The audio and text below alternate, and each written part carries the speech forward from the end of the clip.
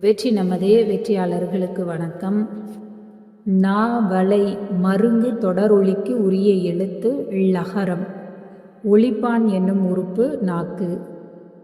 கூட்டொலிகள் என்பது ஐ ஔ. ஈர் உயிர் எனப்படும் எழுத்துக்கள் ஐ ஔ. ஆய்த எழுத்தை தொல்காப்பியர் என்ன பொருளில் ஆளுகின்றார்?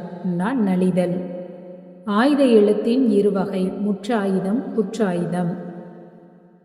பல்லவ கிரந்தம் எனப்படுவது எழுத்து வகை. வட்டெழுத்து என்ற எழுத்து வகையை பயன்படுத்திய மொழி தமிழ். தமிழில் எழுத்து சீர்திருத்தம் செய்த வெளிநாட்டவர் வீரமாமுனிவர். தமிழில் எழுத்து சீர்திருத்தம் செய்ய குரல் கொடுத்தவர் தந்தை பெரியார்.